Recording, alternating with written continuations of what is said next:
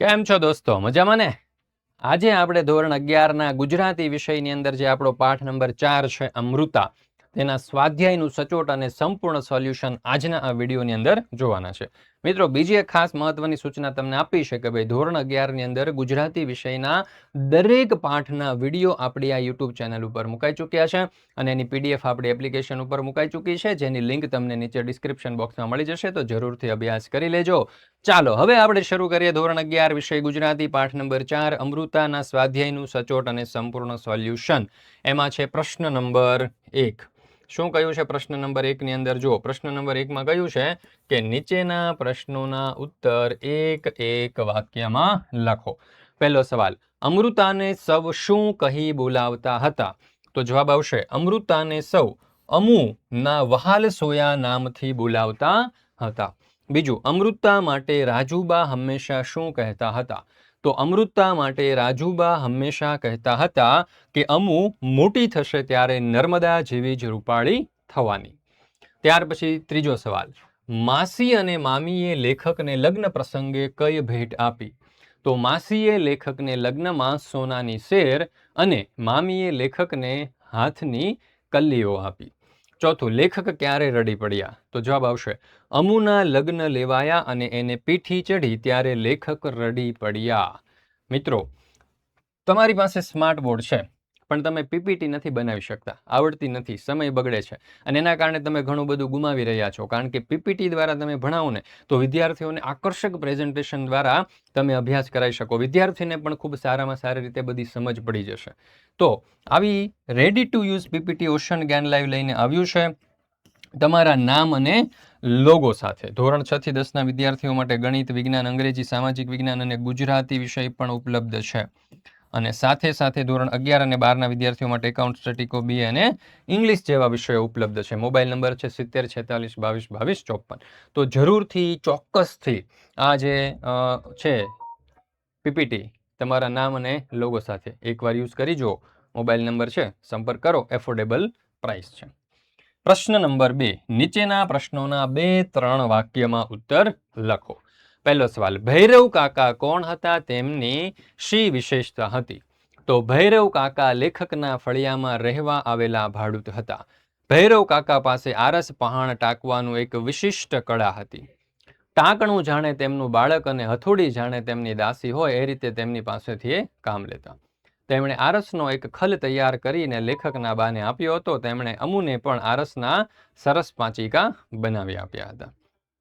બીજો સવાલ, ભાઈએ અમુને લગ્નમાં શી ભેટ આપી હતી? અમુને પોતાના વહાલા પાંચિકા મશરૂની કોથળીમાં મૂકી અને ભાઈને એના લગ્ન પ્રસંગે આપી દીધા હતા. અમુના લગ્ન પ્રસંગે ભાઈએ એમના પિતા પાસેથી 25 રૂપિયા લીધા. એની મશરૂની કોથળીમાં પાંચિકાની સાથે એ રૂપિયા મૂકી અને અમુને લગ્નમાં એની ભેટ આપી હતી. ત્રીજો સવાલ, અમુ સૌને બદલાઈ ગયેલી ક્યારે લાગી? શા માટે? લગ્નના 4 વર્ષ પછી અમુ સાસરેથી બીમાર થઈને પિયર આવી ત્યારે લેખક અને એમના બા અમુને ઓળખી ન શકે એટલી તે બદલાઈ ગઈ. કારણ કે એ અમુ નહીં પણ અમુનું ભૂત હોય એવી દેખાતી હતી. એનો હસતો ચહેરો, મરકતી અને મસ્તીખોર આંખો અને ઉછળતું અસ્તિત્વ બધું જ શાંત થઈ ગયું હતું. નમણી અને સ્નેહ નીતરતી અમુનું આ રૂપ આઘાતજનક હતું. મિત્રો, ધોરણ 11 અને 12ના વિદ્યાર્થીઓ માટે આપણે ઓનલાઈન ટ્યુશન ક્લાસ શરૂ કરેલું છે. એ ઓનલાઈન ટ્યુશન ક્લાસની ફી કેટલી છે ખબર? તો કે માત્ર 2200 રૂપિયા છે આખા વર્ષની ફી. અને એના માટે તમે બ્રહ્માસ્ત્ર બેચની અંદર જોઈન્ટ થઈ શકો છો. એ બ્રહ્માસ્ત્ર બેચની સાથે આઈએમપી બેચ અને પેપર સોલ્યુશન બેચ તદ્દનપણે ફ્રી. હેન્ડ રિટન બુક અને નેવિગેટર પણ તમને ફ્રીમાં મળી જશે. ઘરે બેઠા બેઠા તાઢ હોય, તડકો હોય, વરસાદ હોય, ક્યાંય જવાની જરૂર નથી. આરામથી પંખા નીચે એસીની અંદર બેઠા બેઠા લેપટોપ, ટેબ્લેટ અથવા તો તમારા ફોનની અંદર અભ્યાસ કરી શકો છો. કંઈ નથી સમજાતું તો બોલીને તમે સરને પ્રશ્ન પૂછી શકો છો અથવા ટાઈપિંગ કરીને પૂછી શકો છો. આવા અઢળક ફીચર આ બ્રહ્માસ્ત્ર બેચમાં મળી જવાના છે. અત્યારે જ એપ્લિકેશન ડાઉનલોડ કરી લો, ઓશન જ્ઞાન લાઈવ. નીચે લિંક પણ ડિસ્ક્રિપ્શનમાં આપેલી છે અને જોડાઈ જાવ બ્રહ્માસ્ત્ર બેચની અંદર. વધારે માહિતી માટે જો તમને નંબર પણ આપી દઉં છું, 70 46 22 22 54. આ નંબર ઉપર કોન્ટેક્ટ કરી સંપર્ક કરી અને ફટાફટ જોડાઈ જાઓ. હવે દેર ન કરતા હો મિત્રો, કારણ કે ભાવમાં ઓલરેડી ભૂકંપ છે. આ ફીની અંદર આટલા અઢળક ફીચર તમને કોઈ નથી આપવાનું. ચાલો, પ્રશ્ન નંબર 3, નીચેના પ્રશ્નોના સવિસ્તાર ઉત્તર લખો. એમાં પહેલું, અમૃતાનું પાત્રાલેખન કરો. જોઈએ ઉત્તર. લેખકની નાની બહેન અમૃતાને સૌ અમુના વહાલ સોયા નામથી બોલાવતા. અમૃતા અને તેનો ભાઈ બહેન ઉપરાંત ગાઢ મિત્રોય હતા. અમુ તોફાની હતી, તેના શરીરનો બાંધો સુદૃઢ હતો, તે તંદુરસ્ત હતી, તેનો ચહેરો નમણો હતો, આંખો તેજસ્વી હતી, તે તેના સમગ્ર સૌંદર્યનું શિખર હતી.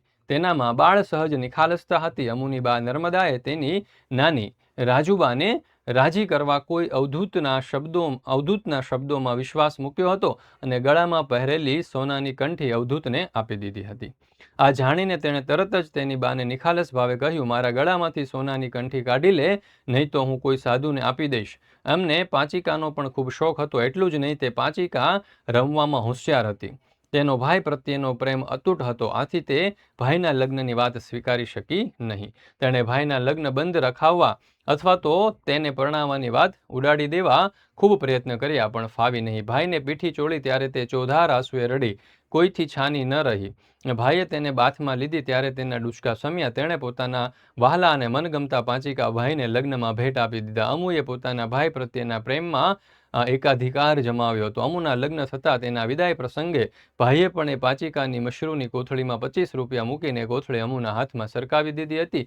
એ પ્રસંગે ભાઈએ અમુની આંખોમાં વહાલ, વિષાદ અને વ્યથા જોયા હતા. લગ્નના 4 વર્ષ પછી અમૃતા અચાનક બીમાર પડી ગઈ. પછી સૌને રડતા મૂકીને ચાલી ગઈ. અમુના અસ્થિ અને તેના મનગમતા પાંચિકા પાણીમાં પધરાવતા ભાઈનું અંતર રડતું હતું, પણ તેણે તો ભાઈની હસતા હસતા વિદાય લીધી હતી. બીજો સવાલ. રાજુબાએ કહેલી બાના બચપણની વાત તમારા શબ્દમાં લખો. એક દિવસ રાજુબાએ અમુ અને તેના ભાઈના બાના બાળપણની એક વાત કહી. તેમના બાનું નામ નર્મદા હતું. એ 9-10 વર્ષની ઉંમરની હતી ત્યારે જ રાજુબા માંદા પડી ગયા. કોઈને આશા નહોતી કે એ જીવશે. એમના નાના એટલે રાજુબાના પતિ સાવ હતાશ થઈ ગયા. એ દિવસોમાં એ સાધુ ભિક્ષા માંગવા આવ્યો. નર્મદા મુઠ્ઠી ભરીને બાજરો લઈ સાધુને દેવા દોડી. એ સાધુ એના ગળામાં સોનાની શેર જોઈ. એને વાતમાં ઘરની માંદગીની ખબરની જાણ થઈ.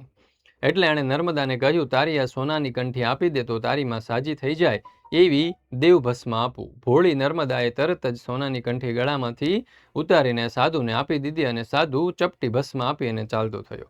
નર્મદાએ ભસ્મને પાણીમાં ભેળવી અને ચમચીથી રાજુલાના ગળામાં ઉતારી દીધી. ભગવાનનું કરવું કે ત્યાર પછી તેઓ સાજા થઈ ગયા. 8-10 દિવસ પછી નર્મદાના ગળામાં સોનાની કંઠી ન જોતા આ વાતની જાણ થઈ. ત્યાર પછી છે પ્રશ્ન નંબર 3. અમૃતાનો પાંચિકા પ્રેમ તમારા શબ્દમાં વર્ણવો. તો જોઈએ ઉત્તર. અમૃતાને પાંચિકા રમવાનો ખૂબ શોખ હતો. એ તેની મનગમતી રમત હતી. તે કલાકો સુધી રમે પણ થાકે નહીં. તે પાંચિકા રમવામાં એક્કો હતી. અમુએ તેમના ફળિયામાં રહેતા ભૈરવ કાકા પાસેથી આરસના પાંચિકા લાવી આપવાનું વચન લીધું. બીજે દિવસે અમુની પાસે આરસના સુંદર કૂકા આવી ગયા.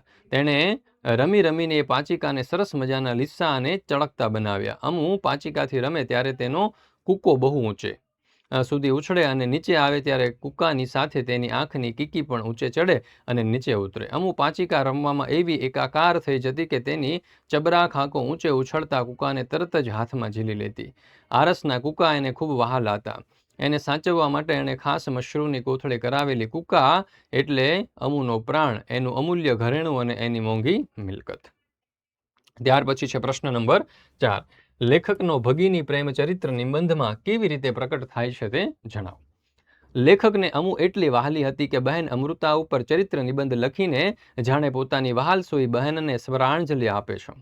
બહેનની વાત કરતા લેખક ક્યારેક ગડગડા થઈ જાય છે તો અમુની ગેરહાજરીમાં પોતાના જ ભવા પંપાળીને તેને યાદ કરે છે. અમુએ ભોળા ભાવે તેની બાને કહેલું કે વાહ, મારા ગળામાંથી સોનાની કંઠી કાઢી લે, નહીં તો હું કોઈ સાધુને આપી દઈશ. આ પ્રસંગને પણ લેખક ભૂલ્યા નથી. એમને વહાલા પાંચિકા તેની રમવાની ઢબ રમતી વખતે ઉછળતા કૂકા સાથે અમુની ઉછળતી આંખની કીકીનું સજીવ અને સુંદર ચિત્ર આલેખ્યું છે. ભાઈના લગ્નને અટકાવવા અમુએ બાને કરેલી અરજી, બાપુએ કરેલા કાલાવાલા પણ બિચારી અમુનું કોણ માને, એ શબ્દો દ્વારા ભાઈને બહેન પ્રત્યેની સહાનુભૂતિ દર્શાવી છે. અમુની આંખોમાં છલકાતો સ્નેહ જોઈ એને બાજી પડે છે અને બંને મન મૂકીને રડે છે. અમુના લગ્ન લેવાયા ત્યારે તેઓ એટલો ગમગીન થઈ ગયા કે એમની પીઠી ચડી ત્યારે તેઓ રડી પડે છે. અમુની વિદાય વખતે મશરૂની કોથળીમાં પાંચિકાની સાથે 25 રૂપિયા મૂકી બહેનના હાથમાં તે કોથળી સરકાવી ત્યારે અમુએ ભાઈ સામે જોયું. ભાઈ અમુની એ આંખો કદી ભૂલ્યા નથી. લગ્નના 4 વર્ષ પછી ભાઈની લાડલી તોફાની મસ્તીખોર બહેન અમુને અચાનક બીમારીએ ઘેરી લીધી અને સૌને રડતા મૂકીને ચાલી ગઈ. અમુના મૃત્યુ પછી તેની પેટીમાં પડેલા કૂકા જોઈને લેખકનું હૃદય દ્રવી ઉઠે છે અને બાને ભેટી પડે છે. તો મિત્રો, અહીંયા આપણે આ ધોરણ 11ના ગુજરાતી વિષયનો પાઠ નંબર 4 જે છે તે પૂર્ણ કરીએ છીએ. ફરી મળીશું મિત્રો આપણે ધોરણ 11ના ગુજરાતી વિષયના પાઠ નંબર 5ના સ્વાધ્યાયના સચોટ અને સંપૂર્ણ સોલ્યુશન સાથે. આપણી આ ચેનલ ઉપર ધોરણ 11ના ગુજરાતી વિષયના દરેક પાઠના સ્વાધ્યાયના સચોટ અને સંપૂર્ણ સોલ્યુશનના વિડીયો અને પીડીએફ મુકાઈ ચૂક્યા છે, જેની લિંક તમને નીચે ડિસ્ક્રિપ્શન બોક્સમાં મળી જશે. તો જરૂરથી તેનો અભ્યાસ કરી લેજો. જય હિન્દ, જય ભારત, જય જય ગરવી ગુજરાત.